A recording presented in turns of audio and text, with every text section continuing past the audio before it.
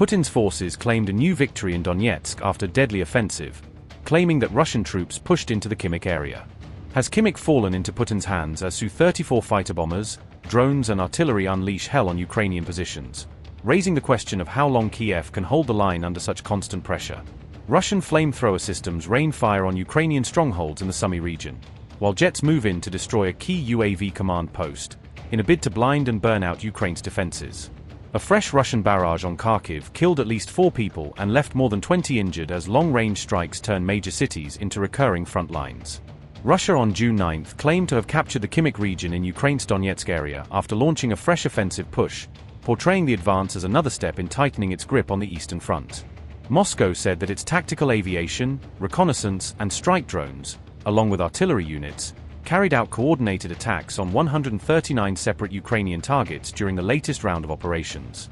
According to Russian statements, these targets included Ukrainian ammunition depots, fuel storage sites and key pieces of military infrastructure that support logistics and frontline combat activity. Russia's defense ministry said Ts-1A Sontsepiok heavy flamethrower systems were used to hit fortified Ukrainian strongholds in the Sumy region, employing thermobaric munitions against entrenched positions near the northern border.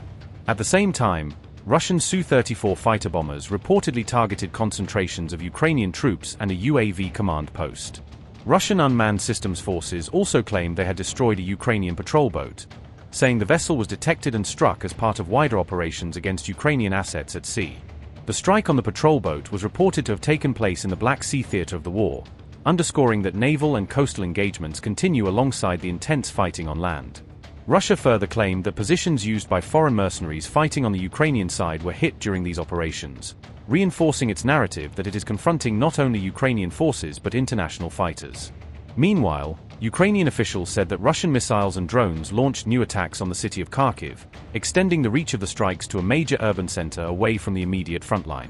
Authorities in Kharkiv reported that at least 4 people were killed and more than 20 others were injured in the attack, with casualties including both civilians and those caught in or near damaged structures. Footage from the aftermath showed firefighters battling large blazes and rescuers searching through the rubble of shattered buildings, as emergency teams worked to find survivors and secure unsafe areas. In parallel, officials in Russian-occupied Crimea said they were repelling incoming drone attacks on the peninsula, indicating that Ukrainian long-range strikes continue to probe and test Russian air defenses there.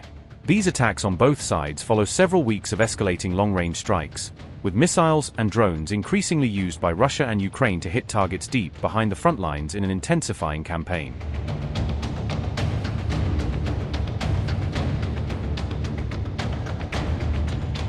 Ukraine warned that Vladimir Putin had missed what it described as a crucial opportunity to negotiate a favorable end to the conflict, arguing that Russia had chosen to prolong the war instead of pursuing a diplomatic settlement.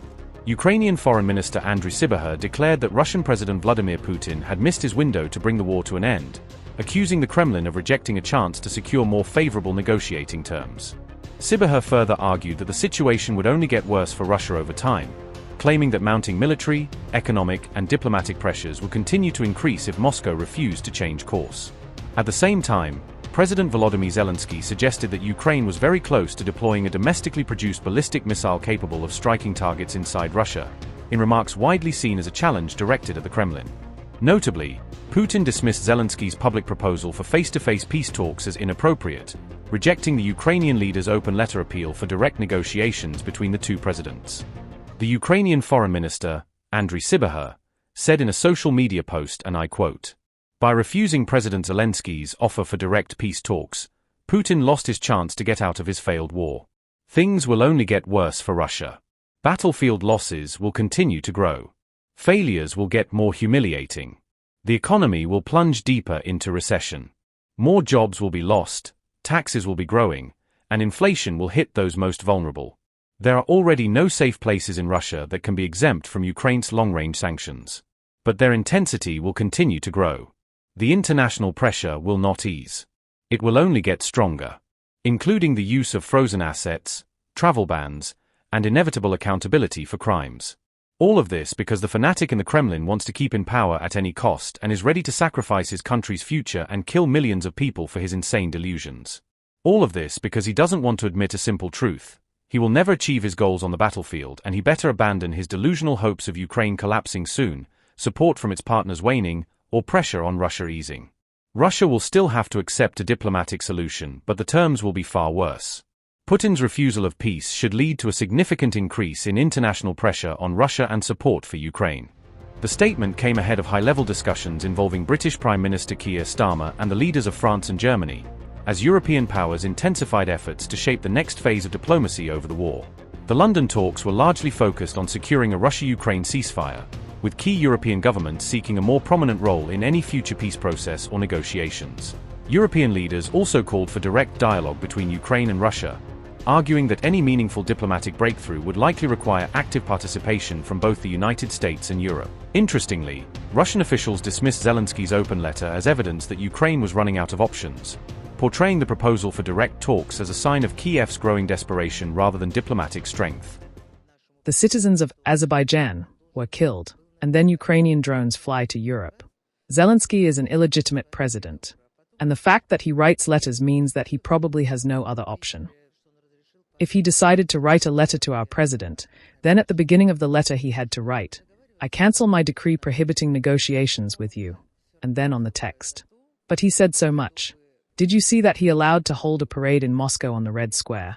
People are already talking there, but I still stand for it. We have to hold a dialogue. I'm not talking about Zelensky specifically. We have to hold a dialogue to reach a peace agreement, not an imitation of a dialogue, as Europe offers us. And the main thing they discuss is who will hold the negotiations. They should put a plan in their proposal. US President Donald Trump said he doesn't mind if Vladimir Putin and Volodymyr Zelensky meet face-to-face, signaling support for direct talks between the Russian and Ukrainian leaders as efforts to end the war continue.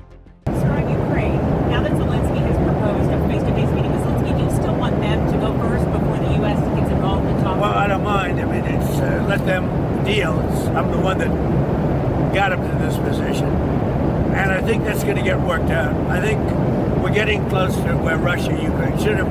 It's a war that should have never happened, would have never happened if I was president. But I think that's going to get worked out.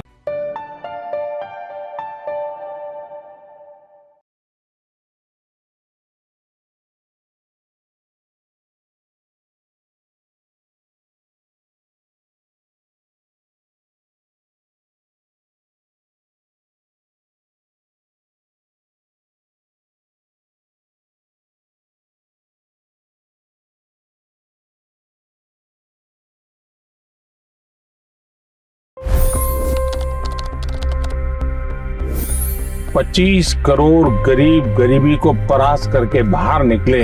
For the good of our nation, let's work together and let's truly make America great again. The fastest news breaks. Requested PM saying that look, you will have to speak to Putin and to Zelensky. The biggest news makers. The relationship with India is probably the most important bilateral relationship the U.S. will have for the rest of this century. The capital delivered quite an election result today. Expert analysis. The million-dollar question today is how to stop this dance of death. Ground reports. I'm standing at the crossroad of the Kumbh Mela. Behind me are more than 100 entry ghats. Long-form interviews. Exclusionary politics is reflected in Manipur case as well. You don't bother because this is a small state. Deep dive into burning issues. It's often said DRC could be the richest country in the whole world. It's because of what sits underneath. Why exactly did the US topple the Sheikh Hasina government? HD videos. We don't just break news, we break it down.